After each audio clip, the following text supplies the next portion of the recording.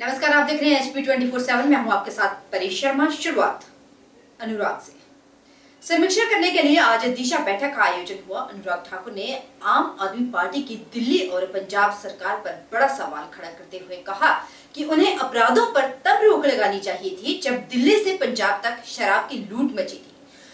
वो तो पहले भी कहते रहे कि मनीष सिसोदिया इस लूट के आरोपी नंबर 1 हो सकते हैं, लेकिन मुख्य आरोपी अरविंद केजरीवाल ही है। अनुराग ठाकुर ने बताया कि ज्यादातर विभागों ने अच्छा काम किया, लेकिन जहां कुछ विकास कार्यों में देरी हुई है उन्हें भी स्पीड अप करने के दिशा निर्देश जारी कर दिए गए। इस मौके पर अनुराग ठाकुर ने बताया कि धर्मशाला को स्मार्ट बनाने के लिए जो स्मार्ट सिटी की सौगात मिली है उसमें अभी भी बहुत कमियां हैं। प्रोजेक्ट्स को गति नहीं मिल पाई। इतना ही नहीं, जो फैसले लिए गए हैं उससे वाकई शहर स्मार्ट बनेगा ये कहा नहीं जा सकता। इसलिए इसकी व्यापक तस्वीर क्या हो, इस दिशा में विचार विमर्श किया जा रहा है। और भविष्य में जहां पर प्रोग्रेस प्रोजेक्ट की तो हो, लेकिन प्रोसेसिंग में सुधार कैसे हो। मान लीजिए फॉरेस्ट की क्लियरेंस में समय लगता है, तो उस प्रोसेस में बदलाव कैसे किया जाए ताकि ईज ऑफ डूइंग बिजनेस हो सके, ईज ऑफ लिविंग हो सके। इस तरह से अन्य ऐसे काम हैं जहां पर प्रोसेस में सुधार करने की ज़रूरत है। रिपोर्टिंग से लेके जैसे माइनिंग है, अब माइनिंग में आप पर्यावरण का नुकसान तो करते ही हो, राज्य की सरकार का रेवेन्यू भी कम आता है। तो इन दोनों में सुधार कैसे हो, टेक्नोलॉजी का उपयोग कैसे हो, इस पे भी रिपोर्ट देने के लिए कहा गया है। अन्य क्षेत्रों में रिपोर्टिंग करने के लिए कहा है और मुझे पूर्ण विश्वास है जल्द वो रिपोर्ट भी आएगी और 3 महीने के बाद जब हम एक बार फिर मीटिंग करने बैठेंगे तो इसमें सुधार दिखेगा। सर, जो स्मार्ट सिटीज़ के प्रोजेक्ट में काफ़ी सुधार की आवश्यकता है। बहुत सारे प्रोजेक्ट्स में गति नहीं मिल पाई और जो निर्णय भी हुए हैं उसमें क्या सही मायने में धर्मशाला स्मार्ट सिटी बन पाएगा। तो कुल मिलाकर बड़ी पिक्चर क्या हो, धर्मशाला को एक स्मार्ट सिटी के रूप में उभारने के लिए उसमें भी जो आवश्यकता होगी वो करेंगे। अनुराग ठाकुर ने केंद्रीय विश्वविद्यालय धर्मशाला की मौजूदा अड़चन पर साफ पल्ला झाड़ते हुए कहा कि उन्हें इस बाबत अभी कोई ज्यादा जानकारी नहीं है। उधर अनुराग ठाकुर ने आम आदमी पार्टी की दिल्ली और पंजाब सरकार पर बड़ा सवाल खड़ा करते हुए कहा कि उन्हें अपराधों पर तब रोक लगानी चाहिए थी जब दिल्ली से पंजाब तक शराब की लूट मची थी। पहले भी वो कहते रहे कि मनीष सिसोदिया इस लूट के आरोपी नंबर 1 हो सकते हैं, लेकिन मुख्य आरोपी तो अरविंद केजरीवाल ही निकले। वहीं उन्होंने कहा कि शराब की लूट तो सार्वजनिक हुई है, जबकि केजरीवाल की अगुवाई में दिल्ली से लेकर पंजाब तक एक नहीं अनेक विभागों में लूट मचाई। जहां मौका मिला वहां लूट की। केजरीवाल कहते थे कि दिल्ली की पुलिस 2 दिन के लिए उन्हें दे दो।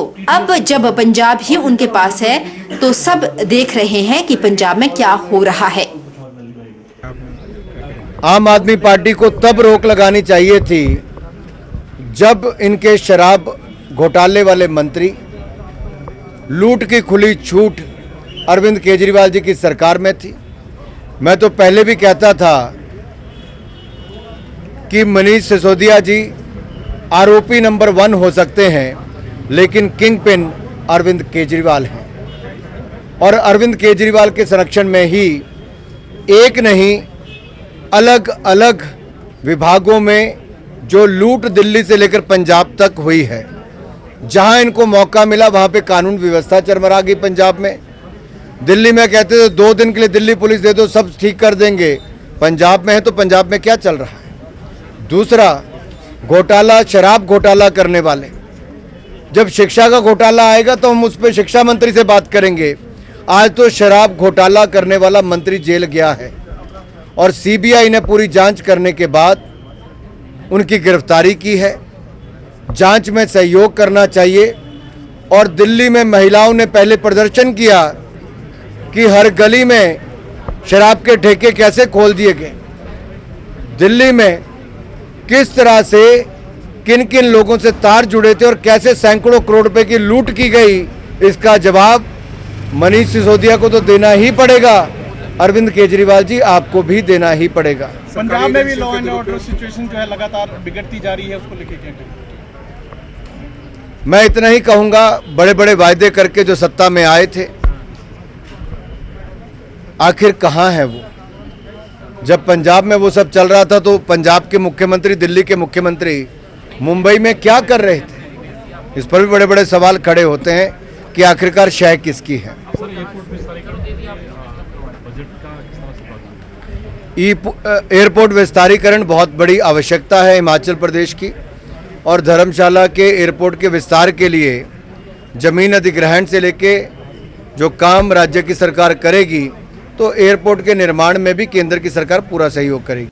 छत्तीसगढ़ के रायपुर में हुए राष्ट्रीय कांग्रेस के महाअधिवेशन में हिमाचल के मुख्यमंत्री सुखविंदर सिंह सुक्खू द्वारा दिए गए विवादित बयान पर सूबे में राजनीतिक घमासान शुरू हो गया। इसको लेकर भारतीय जनता पार्टी के प्रदेश प्रवक्ता अजय राणा ने सीएम सुक्खू से उनके बयान पर स्पष्टीकरण मांगा। मंडी जिला के सुंदरनगर में आयोजित पत्रकार वार्ता में अजय राणा ने कहा कि सीएम सुक्खू द्वारा कांग्रेस महासम्मेलन में हिंदुओं को शिकस्त देने के विवादित बयान देना दुर्भाग्यपूर्ण, गैर जिम्मेदाराना और अलोकतांत्रिक है। उन्होंने कहा कि भारतीय जनता पार्टी संविधान के अनुसार एक पंजीकृत राजनीतिक दल है। भारतीय जनता पार्टी में सभी लोग बराबर हैं और धर्मनिरपेक्षता इसका मूल मंत्र है। उन्होंने कहा कि सभी जाति, धर्म और समाज के साथ भाजपा द्वारा बराबर व्यवहार किया जाता है। अजय राणा ने कहा कि जो पार्टी एक धर्म को मानती है वह चुनाव नहीं लड़ सकती, और अगर कांग्रेस भारतीय जनता पार्टी के साथ मुकाबला करना चाहती है तो भाजपा पूरी तरह से तैयार है। हिमाचल प्रदेश के मुख्यमंत्री माननीय सुखविंदर सिंह सुक्खू जी का ये बयान कि हिमाचल प्रदेश 97% यानी 97% हिंदुओं का प्रदेश है, भारतीय जनता पार्टी हिंदुओं की पार्टी है, और हमने श्रीमती प्रियंका गांधी जी के साथ रणनीति तय की और हिंदुओं को शिकस्त दी। ये बयान दुर्भाग्यपूर्ण है, गैर जिम्मेदाराना है और अलोकतांत्रिक है। मैं मुख्यमंत्री जी को यह बताना चाहूंगा कि भारतीय जनता पार्टी संविधान के मुताबिक रजिस्टर्ड पार्टी है। हमारी पार्टी के लिए सब लोग बराबर हैं। ये एक पंथ निरपेक्ष पार्टी है। जाति, पंथ, संप्रदाय के साथ सबके साथ एक समान व्यवहार भारतीय जनता पार्टी करती है। एक पार्टी पंथ और संप्रदाय के नाम पर इस संविधान के तहत चुनाव प्रक्रिया नहीं हो सकती, और पार्टी जो एक जाति, पंथ और संप्रदाय को मानती है वो चुनाव नहीं लड़ सकती भारतीय जनता पार्टी ने। और ऐसे में मुख्यमंत्री जी का यह बयान दुर्भाग्यपूर्ण है। उनका व्यवहार एक पक्ष के लिए बहुत नरम है और दूसरे पक्ष के लिए उनका बहुत रुखा सा व्यवहार है। उनका व्यवहार वो हिंदू मुसलमान करते हैं। देश में तुष्टीकरण नहीं करना चाहिए और आपस में वैमनस्य नहीं फैलाना चाहिए। मुख्यमंत्री जी को क्या ये संविधान ने ये इजाजत दी है कि ये प्रदेश 97% हिंदुओं का है? क्या इस प्रदेश में मात्र हिंदू ही रह सकते हैं? नहीं ना, ये सबका बराबर का अधिकार है। इनका जो नजरिया, इन्होंने एक वर्ग के धर्म को उन्हीं का लोमा देकर बंद कमरे में प्रियंका गांधी जी के साथ रणनीति की बनाना तो छोड़िए, ये सार्वजनिक मंच से भी वो बात नहीं कर सकते, क्योंकि धर्म हिंदू नहीं हारे और उसी धर्म को हरा रहे हैं। कम से कम अगर भारतीय जनता पार्टी से लड़ाई है तो भारतीय जनता पार्टी से लड़ें, हम उनका उत्तर देने के लिए तैयार हैं। कृपया करके हिंदुओं को ना हराएं बंद कमरे में हिंदुओं को हराने की, क्योंकि सहिष्णु समाज हिमाचल प्रदेश में रहता है, बहुसंख्यक समाज है। क्योंकि धर्म चुनाव नहीं लड़ता, धर्म कभी नहीं हारता। कृपया मेरी उनसे ये गुजारिश है, वो आत्मविश्लेषण करें, आत्मनिरीक्षण करें और हिमाचल की जनता में जो शंका है उस शंका को दूर करने में अपने बयान के ऊपर स्पष्टीकरण दें। जहां पर भाजपा की पूर्व सरकार के समय में प्रदेश में बेरोजगारी, भ्रष्टाचार का बोलबाला रहा, लेकिन हिमाचल प्रदेश में कांग्रेस सरकार सत्तारूढ़ होते ही प्रदेश की बागडोर मुख्यमंत्री सुखविंदर सिंह सुक्खू ने संभाली। हिमाचल प्रदेश के विकास के लिए, गरीब लोगों के उत्थान के लिए कई तरह के कार्यक्रम भी शुरू हुए, जो कि आने वाले समय में हिमाचल प्रदेश के लिए मील के पत्थर साबित होंगे। यह बात इंटा के प्रदेश कार्यकारी अध्यक्ष भगत सिंह वर्मा ने नैना देवी में रोपवे कर्मचारियों के साथ बैठक के उपरांत पत्रकारों से बातचीत करते हुए कही। भगत सिंह वर्मा ने कहा कि पिछली सरकार के कार्यकाल में पुलिस भर्ती पेपर लीक मामला जो नौकरी को लेकर घोटाले हुए थे उन पर प्रदेश सरकार द्वारा कार्रवाई की जा रही है। उन्होंने कहा कि प्रदेश में पिछली भाजपा सरकार के समय में योग्य युवाओं को नौकरी से महरूम रखा गया और चोर दरवाजे से राजनीतिक संरक्षण के तहत जो नौकरियां दी जा रही थी उनके सभी की जांच प्रदेश सरकार कर रही है। भगत सिंह वर्मा ने कहा कि प्रदेश की कांग्रेस सरकार ने युवाओं के लिए, महिलाओं के लिए जिस तरह से फैसले लेने शुरू किए हैं, जल्द ही युवाओं को भी रोजगार मिलेगा और हिमाचल प्रदेश के बेरोजगार युवाओं को नौकरियां मिलेगी। उन्होंने कहा कि यह सरकार सुखविंदर सिंह सुक्खू, कर्मचारियों, बागवान और किसानों के लिए भी उत्थान के लिए अहम कार्य करेगी। छोटे उद्योग बंद हुए हैं, बेरोजगारी बढ़ी है, उसके लिए पूर्व सरकार ने कोई प्रयास नहीं किए है, कोई योजना नहीं बनाई है उन नौजवानों को एम्प्लॉयमेंट देने की। तो आज हिमाचल प्रदेश के अंदर जो अनएम्प्लॉयड लोग हैं वो उनको एक आशा लगी है और वो हिमाचल प्रदेश की सरकार जो है उस पर खरी उतरेगी।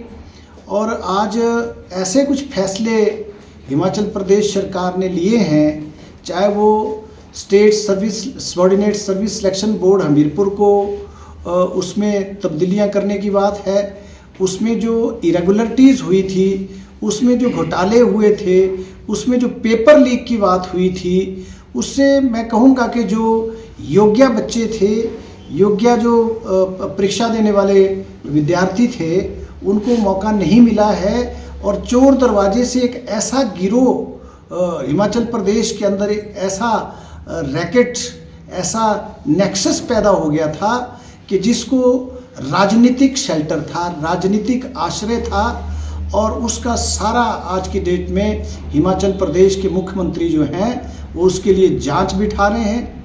आज बिजली बोर्ड के अंदर हिमाचल प्रदेश का जो बिजली बोर्ड है 3,700 कुछ करोड़ रुपए, 701 करोड़ रुपए के मीटर खरीदने का जो मामला सामने आया है उसको उजागर किया है।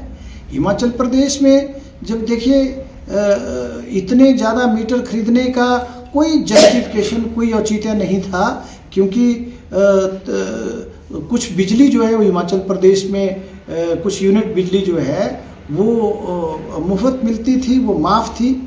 तो ये सारी चीज़ें हैं, चाहे वो पुलिस पेपर को लीक करने की बात है, चाहे वो स्टेट सर्विस सिलेक्शन बोर्ड के अंदर कुछ अधिकारियों के स्कैंडल करने की बात है, चोरी दरवाजे से अपने चहेतों को नौकरियां देने की बात है, ये सारे मामले जो हैं ये आज सामने आए हैं। उधर संग्राहा में देशासी अभियंता कार्यालय बंद करने को लेकर भाजपा द्वारा जमकर सुक्खू सरकार को कोसा गया। वहीं सांसद सुरेश कश्यप ने विधानसभा चुनाव के बाद किए गए वादों के मुताबिक सुक्खू सरकार को कोई भी गारंटी उन्होंने फर्स्ट कैबिनेट में पूरी नहीं की। इस 10 गारंटियों को लेकर भी उन्होंने कहा था, लेकिन ये वादा खिलाफी हुई। ये आरोप जड़े हैं भाजपा अध्यक्ष सुरेश कश्यप ने। हम मात्र 400 वोटों से इस बार पीछे रह गए हैं, लेकिन आने वाला जो समय है उसके लिए सभी कार्यकर्ता एकजुट हो जाएं और इस सरकार की जो जन विरोधी नीतियां हैं, जिस प्रकार से 1 दर्जन के करीब संस्थान और विशेष रूप से ददाऊ का जो बीडीओ का कार्यालय बंद करना, मैं समझता हूँ बहुत दुर्भाग्यपूर्ण है। इन्होंने जो है एक जनहित में बहुत बड़ा कार्य और विशेष रूप से जो हमारा सैंडदार धाटीदार या इधर का जो गिरी पार का भी क्षेत्र है उसके लिए ददाऊ जो केंद्र का जो स्थान है उसके लिए वहाँ पर जो है भाजपा सरकार ने बीडीओ का कार्यालय खोला था, जहां बीडीओ की नियुक्ति और सारे काम सुचारू रूप से हो गए थे। हमें तो इस बात का खेद है कि बीडीओ कार्यालय बंद होने के बाद भी कई दिनों तक वहाँ बीडीओ के कार्यालय के काम सुचारू रूप से चलते रहे, लेकिन वर्तमान सरकार ने उसको डीनोटिफाई करके जो है रेणुका की जनता के साथ बहुत बड़ा धोखा किया। और रेणुका में जिन लोगों ने कांग्रेस पार्टी का साथ भी दिया था, मैं समझता हूँ ये उनके लिए भी एक उनके जनमत का अपमान है, क्योंकि जनता ने कांग्रेस को जिताया। इसके बावजूद भी ददाऊ क्षेत्र में उनका जो बीडीओ का कार्यालय खुला था उसको बंद करना एक दुर्भाग्यपूर्ण निर्णय है। इसके अलावा प्रदेश सरकार जिस प्रकार के निर्णय ले रही है और मैं समझता हूँ जनहित में नहीं है और कहीं ना कहीं उनको सोच विचार करके इन संस्थानों को दोबारा से शुरू करना चाहिए और अनावश्यक रूप से जो कर बढ़ाने की बात या जिस प्रकार से वैट बढ़ाया है सरकार ने, मैं समझता हूँ ये भी दुर्भाग्यपूर्ण है। जहाँ एक और इनके नेता देश भर में भाजपा को महंगाई के लिए जिम्मेदार ठहराते हैं, प्रदेश में ये जो है वर्तमान इनकी कांग्रेस की सरकार वेट बढ़ाकर जो है महंगाई बढ़ाने का काम करती है, जो कि एक मैं समझता हूँ दुर्भाग्यपूर्ण है। चलिए रुक रहे थे हमीरपुर का, जहां पर बाबा बालकनाथ मंदिर दियोटसिद्ध में होने वाले चैत्र मास मेले की तैयारियां जोरों पर चल रही है। मेलों के दौरान मंदिर के द्वार 24 घंटे खुले रहेंगे। न्यास प्रशासन और जिला प्रशासन के द्वारा श्रद्धालुओं की उन्हें असुविधा ना हो और सुविधा के लिए सभी तैयारियां पूरी की जा रही है। बताते चले कि चैत्र मास मेलों के दौरान देश विदेश से लाखों की संख्या में श्रद्धालु बाबा के दर्शन के लिए यहाँ पर पहुँचते हैं। जिलाधीश एवं बाबा बालकनाथ मंदिर न्यास की आयुक्त देवश्वेता बनिक ने बताया कि 13 मार्च से 14 अप्रैल तक चैत्र मास मेले के सुचारू आयोजन के लिए एसडीएम बड़सर को मेला अधिकारी नियुक्त किया जाएगा, जबकि डीएसपी बड़सर मेला पुलिस अधिकारी होंगे। इसके अलावा बाबा बालकनाथ मंदिर परिसर और इसके आसपास के क्षेत्र को 5 सेक्टरों में बांटा जाएगा। प्रत्येक सेक्टर के लिए सेक्टर मजिस्ट्रेट और सेक्टर पुलिस अधिकारी तैनात किया जाएगा। श्रद्धालुओं की सुविधा के लिए मेले के दौरान मंदिर को 24 घंटे खुला रखा जाएगा। जिलाधीश ने बताया कि मेले के दौरान सीसीटीवी कैमरों के माध्यम से पुलिस कंट्रोल रूम से भी कड़ी नजर रहेगी।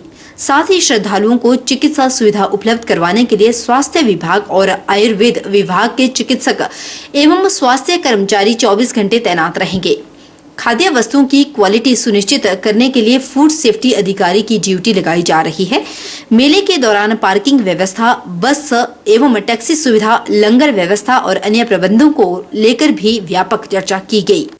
जी 13 मार्च से हमारे प्रसिद्ध हमारे सिद्ध पीठ जो हमारा डोटसिद्ध में मंदिर है, बाबा बालकनाथ मंदिर है, वहाँ पे चैत्र मेले के जो तैयारियां हैं वो शुरू कर दी गई हैं और 13 तारीख से वो मेला शुरू हो रहा है और सभी श्रद्धालुओं की सुविधा के लिए सभी तैयारियां जो हैं वो स्टार्ट कर दी गई हैं और विभिन्न विभागों के साथ कोऑर्डिनेशन के लिए भी बैठक जो है वो पिछले हफ्ते मेले के लिए कर दी गई है और इसके साथ साथ कई सारे जो सुविधाएं हैं, जैसे लंगर की सुविधा है, मेले के दौरान मंदिर को पूरे 24 घंटे खुला रखने की सुविधा है, ट्रैफिक की व्यवस्था है, सुरक्षा की व्यवस्था है। इन सभी पहलुओं पे जो है काम जो है वो शुरू कर ली गई है और इन सभी को सुचारू रूप से जो है मेले के पहले जो कंप्लीट करें।